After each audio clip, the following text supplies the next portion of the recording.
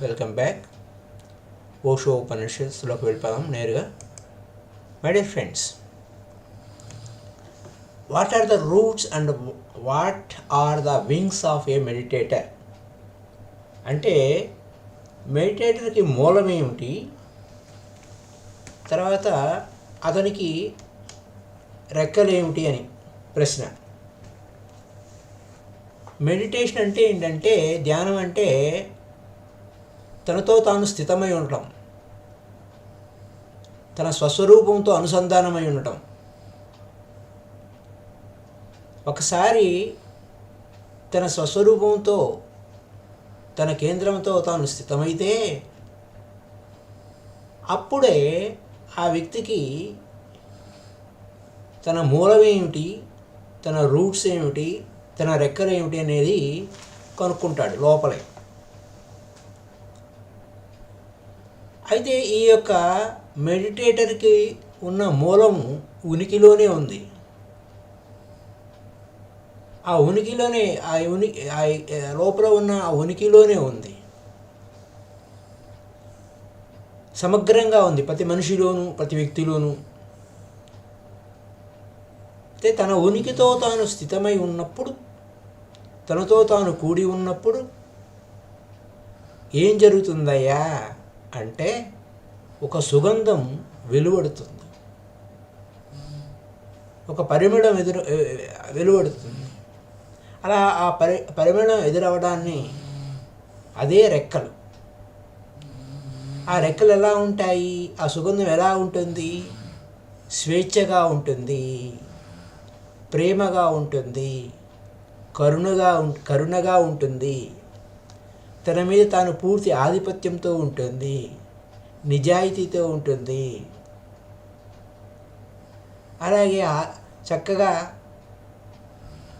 సంతుష్టం సతతం యోగి, తనతో తాను హాయిగా ఉంటాడు, బ్రహ్మానందంగా ఉంటాడు.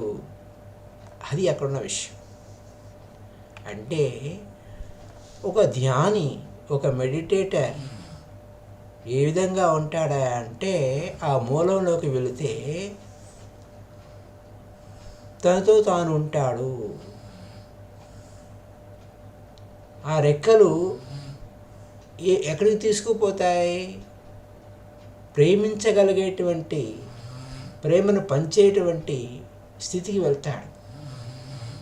అంటే స్వేచ్ఛ, ప్రేమతో ఉండడానికి స్వేచ్ఛ. ఇక్కడ ప్రేమ అంటే అన్కండిషనల్ లవ్, షరతులు లేని ప్రేమ, సృజనాత్మకంగా ఉండేటువంటి స్వేచ్ఛ. అన్కండిషనల్గా తనలో ఉన్న ఆనందాన్ని, హాయిని, ఆనందాన్ని పంచిపెడుతూ ఉంటాడు. అది అక్కడున్న key point my dear friends. ఆ విధంగా తనలో వేర్లు ఉన్నాయి, రెక్కలు ఉన్నాయి. దీన్నే మనము ఒక ఉదాహరణ చెప్పుకున్నాం. ఒక మర్రి చెట్టు, ఒక హంస అని మనం షార్ట్స్లో చెప్పుకున్నాం. ఇదే ఓషో ఉపనిషత్తు గురించి చెప్పుకుంటాం. అంటే మన లోపలికి శ్వాస ద్వారా మన లోపలికి బలంగా నాటుకుపోతాం. మర్రి చెట్టు ఏ విధంగా ఉంటుంది? చాలా దృఢంగా లోపలికి నాటుకుపోతుంది, తన వేర్లని భూమి లోపలికి చొచ్చుకుపోతుంది. అలాగే మనము ధ్యానం వలన, శ్వాస మీద ధ్యాస వలన మనతో మనం స్వస్థితిలో, స్వస్వరూపానందము, స్వస్వరూప స్థితిలో అనుసంధానం, స్వస్వరూపానుసంధాన స్థితిలో లోపలికి ఎలా వెళ్ళిపోతాం. అలాగే రెక్కలు అంటే ఆకాశంలో స్వేచ్ఛగా ఎగిరే హంసలాగా ఆ శ్వాస గమనింపు వల్ల ఏంటంటే, we're not the body, we're in the body but we're not the body. మనం శరీరమే కాదు, కానీ ఆ శరీరం కాని ఆ యొక్క ఆకాశంలో, ఆ స్పేస్లో మనం ఎంటర్ అవుతాం, స్వేచ్ఛగా విహరిస్తాం. ఈ యొక్క అనుభవాలు, ఈ రెండు అనుభవాలు ఒక పక్షికి ఉన్న రెక్కలు లాంటివి. అదొక అనుభవం, టూ సైడ్స్ ఆఫ్ ఎక్స్పీరియన్స్. అంటే లోపలికి వెళ్ళటం, తద్వారా ఆకాశ గమనము, ఆ ఇన్నర్ స్కైలో ఆకాశ గమనము. తనతో ఒక అనుభవం ఏంటి? ఆకాశంలో విహరించడం. ఒక అనుభవం ఏమిటి? తనతో తాను స్థితమై ఉండటం. ఈ విధంగా మామూలుగా జనరల్గా ఏం జరుగుతుంది? ఇది మెడిటేటర్ యొక్క వ్యవహారం. జనరల్గా ఏం జరుగుతుంది? మనం బయట తిరుగుతూ ఉంటాం, ఎక్కడో మన నుంచి మనము దూరంగా వెళ్ళిపోతాము, మన స్వయం నుంచి మనం దూరంగా వెళ్ళిపోతాము. అది అక్కడున్న కీ పాయింట్. మన నుంచి మనం దూరంగా వెళ్ళిపోతాం, చాలా దూరంగా వెళ్ళిపోతాం. ఇలా దూరంగా వెళ్ళిపోవడం అనేది జరుగుతూ ఉంటుంది సాధారణంగా. అయితే మన ధ్యానంలో మనం ఎక్కడికి వస్తాము? మన లోపలికి మనం వస్తాము, మన స్వస్థితిలోకి మనం వస్తాము. అది విశేషం. అదే మామూలుగా సాధారణమైన వ్యవహారం ఏంటి? పైన తిరుగుతాం, ఉపరితలంలోనే తిరుగుతాం, చుట్టూ తిరుగుకుంటూ ఉంటాం, ఇలా లోపలికి వెళ్ళేది లేదు. అయితే ఇవన్నీ when you are in meditation, ధ్యానంలోకి వచ్చినప్పుడు అన్నీ డ్రాప్ చేసి బయటికి తిరగడం, మనసు బయటికి తిరగడం మానేసి అన్ని వస్తువుల వైపుకి మళ్ళీ లేకుండా లోపలికి తిరగడం, కళ్ళు మూసుకుంటాం. అన్నీ ఎలా డ్రాప్ చేస్తాం? Close your eyes. కళ్ళు మూసుకోవటం వలన ఏంటి? ఇదంతా నువ్వు కాదు, ఆఖరికి మనసు కూడా నువ్వు కాదు. నీ హృదయ స్పందన అంటే, ఆ హార్ట్ బీట్ అంటే ఏ విధంగా ఉంది? ఆ శరీరంలో ఉంది, శరీరంలో ఎక్కడో వెనక బ్యాక్గ్రౌండ్లో ఉంది. కేవలం మౌనములో, ఆ మహామౌన స్థితిలో నువ్వు స్థితమై ఉంటావు. ఆ మహామౌన స్థితిలో ఉండటం అనేది చాలా చాలా ఇంపార్టెంట్. ఈ సైలెన్స్లో ఏం జరుగుతుందయ్యా అంటే, నీతో నువ్వు ఉంటావు, నీ స్వయంతో నువ్వు ఉంటావు. అది విశేషం. అప్పుడు ఆ యొక్క వేర్లు తనంతట తానుగా లోపలికి చొచ్చుకుపోతాయి. అలాగే నువ్వు ఆ వేర్ల నుంచి ఎదుగుతావు, అలాగే రెక్కలు విచ్చుకుంటావు. కాబట్టి ఆ మెడిటేటర్కి ఎప్పుడు రెక్కలు వస్తాయి, ఎప్పుడు వేర్లు లోపలికి ఉంటాయి అని నువ్వేమి దిగులు పడవలసిన అవసరం లేదు నాయన. దానికి నువ్వేం చేయక్కర్లేదు. ఆ రెండు సైమల్టేనియస్గా ఒకదానితో ఒకటి ఉంటాయి. కండిషన్ ఒకటే కండిషను. ఏమిటి? నీ ఇంట్లో నువ్వు ఉండు అంటే, ఇంట్లో ఉండకపోవడం ఏంటండి? ఇంట్లో అని అంటే, ఇంట్లో ఉండడం అంటే కళ్ళు మూసుకుంటే నీ ఇంట్లో నువ్వు ఉంటావు, కళ్ళు తెరిస్తే బాహ్య ప్రపంచంలోకి వెళ్ళిపోతావు. ఎప్పుడైతే నీతో నువ్వు ఉన్నావో, నీ ఇంట్లో నువ్వు ఉన్నావో, కళ్ళు మూసుకున్నావో నీ లోపలికి నువ్వు ఉన్నావు, కళ్ళు తెరిస్తే బాహ్య ప్రపంచము, కళ్ళు మూస్తే నీ అంతర ప్రపంచము, నీ లోపలికి వెళ్ళావు, నీ ఇంట్లో నువ్వు ఉన్నావు. Condition be with the breath. శ్వాస మీద ఎరుకతో ఉండాలి. అప్పుడు ఉనికి సర్వస్వం అంతా ఏమవుతుంది? బ్రహ్మానందంతో ఉంటుంది. ఉనికి సర్వస్వం అంతా ఏమవుతుంది? బ్రహ్మానందమే అవుతుంది. ఈ ఉనికి అంతా స్వర్గమే ఉంటుంది, హాయిగా ఉంటుంది, ఆనందంగా ఉంటాము. అది ఆశీర్వాదం అవుతుంది. మన పట్ల మనకి ఆశీర్వాదం, మన పట్ల మనకి అనుగ్రహము. This is the key we have to understand. So my dear friends, అదొక ప్రశ్న. ఇంకో ప్రశ్న ఏంటంటే, బాగుందండి, పురాతనమైన ఉపనిషత్తులు ఉన్నాయి, ఆ ఉపనిషత్తులకి మీరు చెప్పే ఉపనిషత్తుకి ఏమిటి డిఫరెన్సు అని. డిఫరెన్సే లేదు. ఘోష గారు ఏం చెప్తున్నారు? డిఫరెన్సే లేదు, ఉండదు. ఎందుకంటే ఉపనిషత్తులోకి కాలం లేదు, సమయమే, కాలంతో పని లేదు. ఇది వేలాది సంవత్సరాల క్రితం, ఇప్పటి నుంచి వేలాది సంవత్సరాల క్రితం సంభవించి ఉండవచ్చు. అలాగే ఇప్పటి నుంచి వేలాది సంవత్సరాల వరకు సంభవిస్తూనే ఉంటుంది. పూర్వం ఉంది, ఇప్పుడు ఉంది, తర్వాత కూడా ఉంది.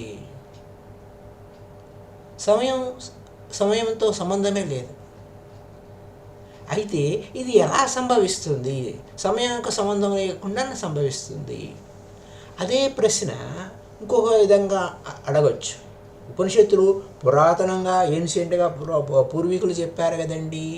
ఇప్పుడు మీరు చెప్పే ఉపనిషత్తు ఏంటండి అని అంటే వేలాది సంవత్సరాల క్రితం చెప్పారు, ఇప్పుడు చెబుతున్నారు, తర్వాత వేలాది సంవత్సరాల వరకు చెబుతూనే ఉంటారు. ఏమిటి అనే ప్రశ్నకి ఇంకొక ఉదాహరణ ఉషా గారు తన స్టైల్లో ఏం ఇస్తారంటే, పురాతనమైన ప్రేమకి ఇప్పుడున్న మోడర్న్ ప్రేమకి ఏమైనా ప్రేమికులకి మధ్య వ్యత్యాసం ఉందా? ప్రేమకి కాలం లేదు. ప్రేమకి కాలం లేదు. పురాతనమైన పూర్వీకులైన కొన్ని యుగాల క్రితమైనా అదే ప్రేమ ఇప్పుడైనా ఈ క్షణంలోనైనా వర్తమానంలోనైనా అదే ప్రేమ. కాలాతీతము ప్రేమ. ఆ పూర్వీకుల ప్రేమ వేరే, ఇప్పుడున్న ప్రేమ వేరే, భవిష్యత్తులో ఉన్న ప్రేమ వేరే అంటే కుదరదు. కాలానికి ప్రేమకి కాలమే లేదు. కాలాతీతమైనది ప్రేమ. అదే ప్రేమ. ప్రేమ ఆ షరతులు లేని ప్రేమ అదే, ఇరువురి మధ్య ప్రేమ అదే. అలాగే ఉపనిషత్ అనేది గురు శిష్యుల మధ్య ఉన్న లవ్ అఫైర్. గురువుకి శిష్యులకి మధ్య ఉన్న లవ్ అఫైర్, ప్రేమ. ఎంతో అనుగ్రహంతోనే గురువు మనకు బోధిస్తాడు. ఎంతో అనుగ్రహంతోనే బ్రహ్మర్షి పితామహ పత్రిజీ మనకు ఈ యొక్క శ్వాస మీద ధ్యాస అనేదాన్ని మనకు బోధించారు. ఎంతో అనుగ్రహంతోనే, అలాగే ఎంతో ప్రేమతోనే ఆయన అనేక అద్భుతమైన ఆత్మ విజ్ఞానాన్ని మనకు పంచిపెట్టారు. అనేక మంది గురువులని మనకు పరిచయం చేశారు. ఓషా గారని, లావోజు అని, రమణ మహర్షి అని, అలా ఎంతోమంది గురువు మిలే లాక్ గురువులు, అనేక మంది, లక్షలాది మంది గురువులకి మనం పరిచయం చేశారు. అనేక పుస్తకాల రూపంలో, స్వాధ్యాయ రూపంలో. అలా ఆ ప్రేమ అనేది ఆ గురువుకి ఉంటుంది. పైపెచ్చు ఎలా ఉంటాడు ఆ గురువు? సంసిద్ధంగా ఉంటాడు. తన ప్రేమని పంచడానికి సంసిద్ధంగా ఉంటాడు. అప్పుడే ఈ ప్రేమ అనేది, లవ్ అఫైర్ అనేది జరుగుతుంది. అది ఎలా ఉంటుంది?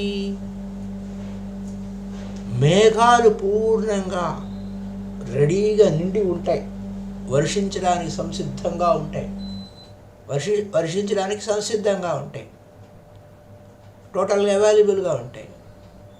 ఎప్పుడైతే శిష్యుడు సంసిద్ధంగా ఉన్నాడో, రెడీగా ఉన్నాడో, అప్పుడు ఆ గురువు తనలో ఉన్న ఆ ప్రేమని, ఆ జ్ఞానాన్ని, ఆనందాన్ని ఉపనిషత్తు సంభరిస్తుంది అక్కడ పంచిపెట్టడం అది.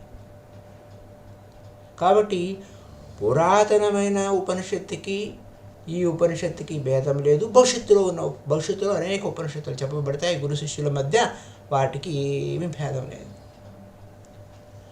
ఉపనిషత్తు అనేది కాలానికి, ప్రదేశానికి అతీతమైనది. కాబట్టి ఉపనిషత్తులని పురాతనమైనవి, సనాతనమైనవి అని చెప్పక్కర్లేదు. ఎప్పుడు సనూతనంగానే ఉంటాయి, కాలాతీతంగానే ఉంటాయి. అలాగే అధునాతనమైన ఉపనిషత్తు, మోడర్న్ ఉపనిషత్తు అని అనటానికి ఏం లేదు ఉపనిషత్తులకు సంబంధించేంత వరకు. అలాగే ప్రేమకు సంబంధించినంత వరకు పురాతనమైన ప్రేమ, ఇప్పుడు మోడర్న్ లవ్ అనే దానికి కూడా లేదు. ఏది కాలానికి ఒక పరిమిత, అంటే ప్రదేశానికి పరిమితమైంది కాదు. అది ఎక్కడైనా సంభవించవచ్చు, ఏ సమయంలోనైనా సంభవించవచ్చు. అవసరం ఏంటంటే తనలో ఉన్న జ్ఞానాన్ని పంచిపెట్టడానికి ఓవర్ఫ్లో అయిపోతూ ఉంటాడు. ఆ బ్రహ్మానందాన్ని పంచిపెట్టాలంటే ఎవరో ఒకడు కావాలి. అంటే రిసీవ్ చేసుకోవడానికి దమ్ము కలవాలి. దమ్ము లేని వారు దుమ్ము పాలగుదురంటారు కదా, అలాగా ఆ దమ్ము ఉంటుంది. ఆ దమ్ము ఉన్నవాడు, గట్స్ ఉన్నవాడు అవైలబుల్గా ఉంటాడు. ఆ యొక్క ఆనందానికి, గురువు యొక్క బోధకి, ఆ గురువు యొక్క జ్ఞానాన్ని స్వీకరించడానికి నిర్భయంగా, భయపడకుండా ఆ బ్రహ్మానందాన్ని స్వీకరిస్తాడు. అయితే ఏంటండి ఇలా భయం అని అంటున్నారు ఏంటండి, కారణం ఏంటండి అంటే, కొత్త విషయాలు మాకు వద్దులేండి, మాకు తెలిసింది మాకు చాలులేండి అని భయపడేవాళ్ళు ఉంటారు. ఎందుకంటే మెడిటేషన్ ఈజ్ అన్నోన్. ధ్యానం నీ లోపలికి నువ్వు వెళ్తే ఏమిటి ఆ పూర్వమున్న నీవు, గతం తాలూకు ఆలోచనలు అవన్నీ తీసివేయబడతాయి. కేవలం నువ్వే ఉంటావు. ఇప్పటి వరకు నీకు పరిచయమే లేదు, నీకు తెలియదు. అలా అందుకోసమే ఆ వ్యక్తి ధ్యానంలోకి రావాలంటే భయపడుతూ ఉంటాడు. కొత్త విషయాలంటే భయం జనాలకి. అంచేత కొత్తగా వింత పాత ఒక రోత అని అంటే, ఇక్కడ మనకు కొత్త విషయాలు కావాలి అంటే ధ్యానంలోకి వెళ్తే నువ్వు సరికొత్త మనిషి అవుతావు, సరైన వ్యక్తి అవుతావు, నీ స్వస్వరూపంతో అనుసంధానం అవుతావు. స్వస్వరూపానుసంధానం భక్తిరీత్యా అభిధీయతే అంటే అదే భక్తి. నీ లోపల ఉన్న దివ్యత్వంతో కలిసి ఉంటావు. మనం బయటకు తిరుగుతూ ఉంటాం, దేవుడా దేవుడా అని బయటకు తిరుగుతూ ఉంటాం, కానీ నీ లోపల ఉన్న దేవుడితో నువ్వు కలిసి ఉంటావు. అనేక అద్భుతమైన అనుభవాలు సాధ్యమవుతాయి భయం విడిస్తే. కానీ కొత్త అంటే భయం, అంచేత మెడిటేషన్కి రాలేదు. అందరూ భయపడుతూ ఉంటారు, అమ్మో మా వద్దరేంటి అని. అంటే పైకి వింటారు కానీ కళ్ళు మూసుకోవడానికి భయం. ఇది ఈ యొక్క అద్భుతమైన యోగుల యొక్క చిట్ట చివరి మెసేజ్ ఇదే. ఎందుకు రహస్యం అంటే భయము, ఎందుకు భయపడతాడు అంటే బీ ఫియర్లెస్. ఉపనిషత్తుల యొక్క సకల సారాంశం ఏంటంటే బీ ఫియర్లెస్, నిర్భయులుగా ఉండండి అని. బాగుందండి. ఈ ఉపనిషత్తులకి జన్మ రెండు ఒకటేనా అంటే కాదు. జన్మ అంటే వేరు, ఉపనిషత్తులు అంటే వేరు. ఉపనిషత్తులు ఎలా సంభవిస్తాయి? గురు శిష్యుల మధ్య సంభవిస్తాయి. జన్మ అంటే ఏమిటి? శిష్యుడు తనతో తాను ఉండటం. మాస్టర్ చెప్తాడు, ఒరే బాబు, ముక్కులోన గాలి ముక్తికి మరి దారి, శ్వాసే గురువు, దీన్ని పట్టుకో, ఆ శ్వాస వెంట వీళ్ళు అంటే మాస్టర్ హెల్ప్ చేశారు. ఆ పితామహపత్రిజీ మనకు హెల్ప్ చేశారు. శ్వాస గమనించండి, ఇరుకుతో ఉండండి, ఏ ఆలోచనలు రానివద్దు, ఎప్పటికప్పుడు కట్ చేసి మళ్ళీ శ్వాస గమనించండి అని హెల్ప్ చేశారు. శ్వాసే గురువు, ఇది నీ లోపలికి నువ్వు వెళ్ళడానికి ఇదే పరికరము, దీని వెంట వెళ్ళు, దీనితో వెళ్ళు, ఇది మార్గం చూపించారు. అప్పుడేమవుతుంది? బేసిక్గా నీ స్వ అనుభవంతో రావాలి. గురువు చెప్పారు, గురువు చెప్పిన వాక్కుని శ్రవణము, మననము, నిధిధ్యాసన. శ్రవణం చేశాం, తిరిగి మనకు మనం చెప్పుకున్నాం, మనకు మనం చెప్పుకొని ఏం చేశాము? అభ్యాసంలో పెట్టాము. అభ్యాసం పెడితే ఏమైంది? సాక్షాత్కారము, ఇండివిజువల్ ఎక్స్పీరియన్సు, స్వ అనుభవము, స్వీయ అనుభవము, ఆత్మానుభవము. అది జన్ సిస్టమ్ అంటే. ప్రేమ అలా కాదు. అప్పుడు it's not like A love. ఈ జన్మ యొక్క అనుభవం అలా కాదు. నీ ఏకాంత స్థితిలో, నీ స్వస్థితిలో, ధ్యానం వలన జన్మ వలన ఏమవుతుంది? ఏకాంత స్థితిలో, నీ స్వస్థితిలో జరుగుతుంది. అక్కడ ఎవరితో సంబంధం లేదు. ఇక్కడ ధ్యానమే, మనం ఇక్కడ ధ్యానం అంటాము, జపాన్లోకి వెళ్తే అది జన్మ అయింది. అది అలాగే ఉపనిషత్తు అనేది ఒక అద్భుతమైన రిలేషన్షిప్, గ్రేటెస్ట్ రిలేషన్షిప్. అది ఒక మాస్టర్ ఉన్నాడు, ఒక గురువు ఉన్నాడు, అది ఉపనిషత్తు అక్కడ సంభవించదు, ఒక్కడే ఉంటే. అతను ఉపనిషత్తు ఆ యొక్క పరిపూర్ణమైనటువంటి జ్ఞానంతో నిండి ఉంటాడు, నిండు కుండలాగా ఉంటాడు, ఓవర్ఫ్లో అయిపోయింది, ఓవర్ఫ్లో అవుతూ ఉంటుంది. అయితే ఆ ఓవర్ఫ్లో అవుతున్నటువంటి ఆ జ్ఞానాన్ని స్వీకరించడానికి ఆవల ఎవరు ఉండాలి? శిష్యులు ఉండాలి, రిసీవ్ చేసుకునే ఎండ్ ఉండాలి. అది ఆబ్సెంట్ అయితే కుదరదు. కేవలం శిష్యులు అక్కడే ఉండి గురువు లేకపోతే కుదరదు. అది ఎంత సంసిద్ధంగా అంటే వాస్తవానికి ఏంటంటే సూత్రం, when student is ready teacher will appears. నువ్వు రెడీగా ఉంటే, సంసిద్ధంగా ఉంటే, స్వీకరించడానికి నేర్చుకోవడానికి సంసిద్ధంగా ఉంటే గురువు ప్రత్యక్షమవుతాడు. అదిదా సూత్ర.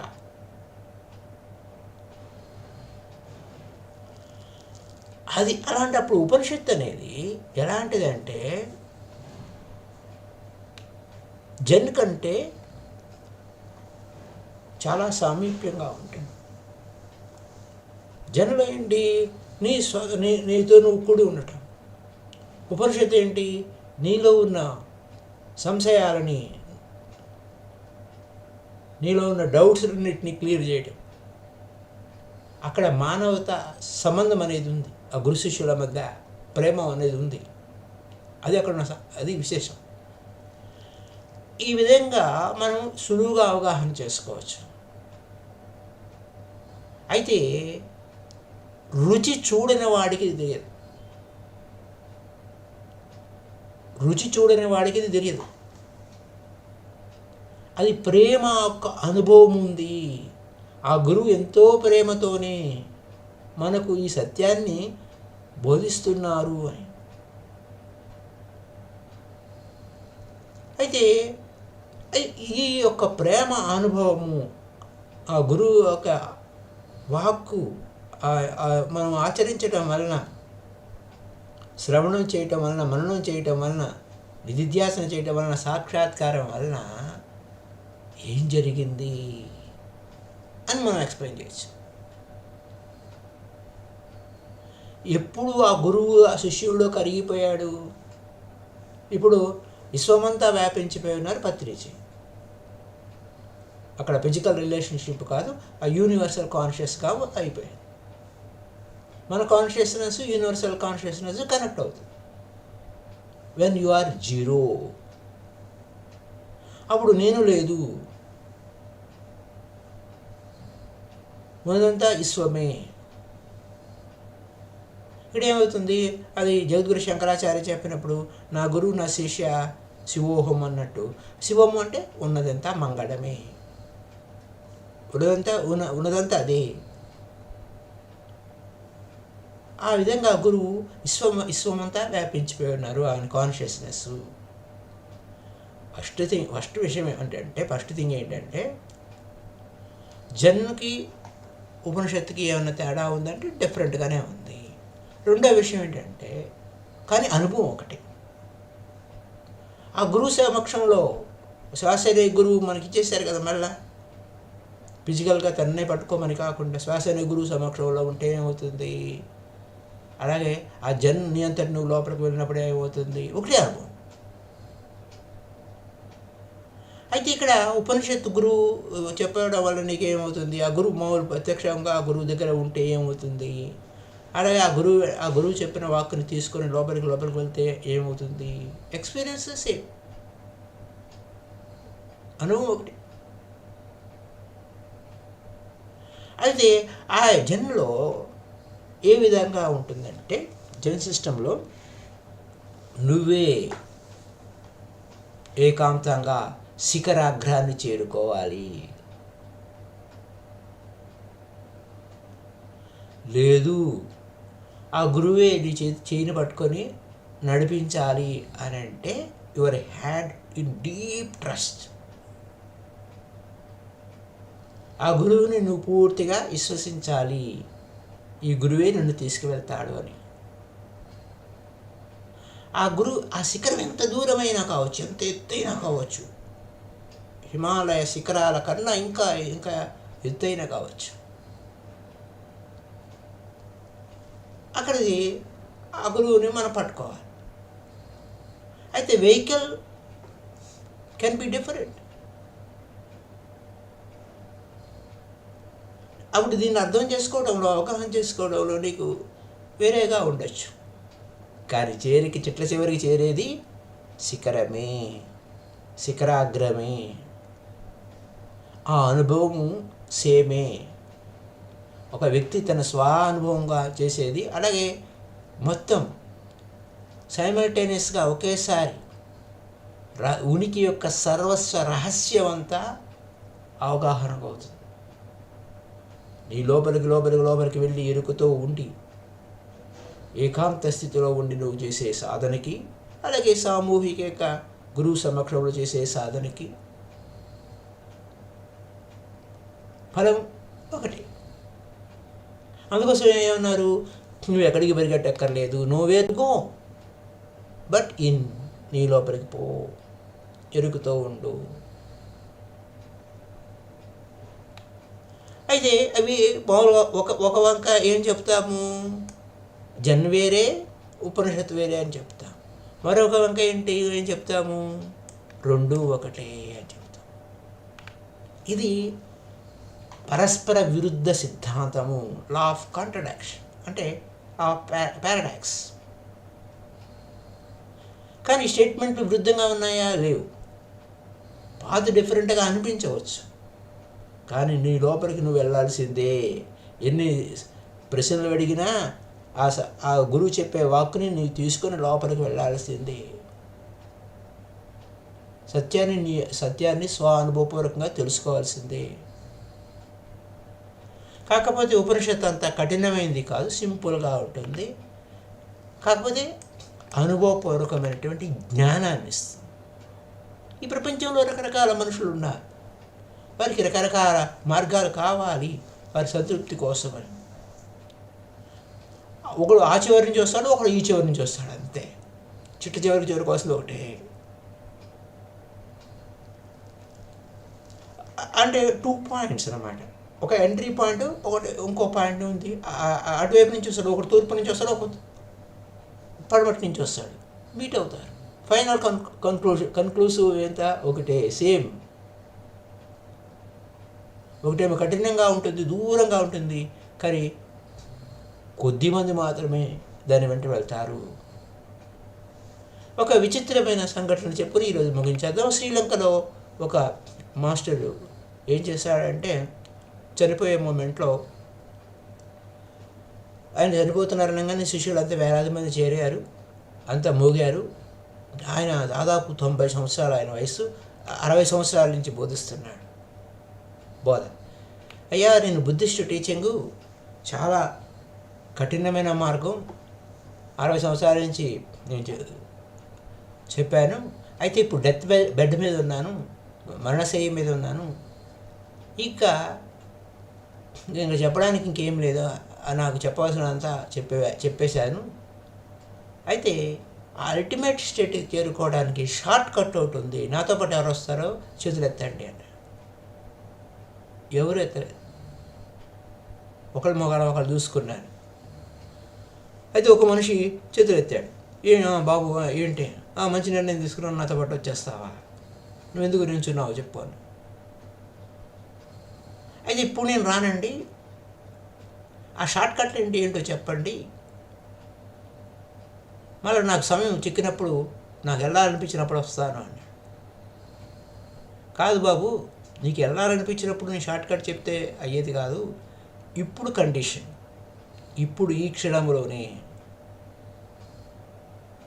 అన్నాడు. ఇప్పుడు ఈ క్షణంలోనే, ఇదొక్కటే. నువ్వు రెడీగా ఉన్నావా, సంసిద్ధంగా ఉన్నావా అని.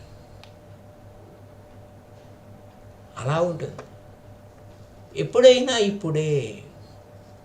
అంటే ఇక్కడ సింబాలిక్గా చెప్తున్న విషయం ఏంటంటే, మన లోపలకి మనం అవేర్గా వెళ్ళడం అనేది, అది అక్కడ ఉన్న key point. That is the key point. So thank you very much my dear friends. Just ఒక హాఫ్ అన్ అవర్ మనం చెప్పుకున్నాం. మళ్ళీ తిరిగి రేపటి ఎపిసోడ్లో కలుసుకుందాం. సో పౌర్ణమి ధ్యానం, ఆశ్వీజ పౌర్ణమి ధ్యానం లేదా తులారాశిలో పౌర్ణమి 2వ రోజు గడిచింది. Kindly like this video and share this video to all. అలాగే మెసేజెస్ రూపంలో తెలియచేయండి. అంతకుముందు వాయిస్ ఓవర్ ప్రాబ్లం వచ్చింది, ఇప్పుడు అది క్లియర్ చేసుకున్నాం. Thank you. Happy day to you all. మళ్ళీ తిరిగి మరొక అంశంలో తిరిగి కలుసుకుందాం. బాయ్.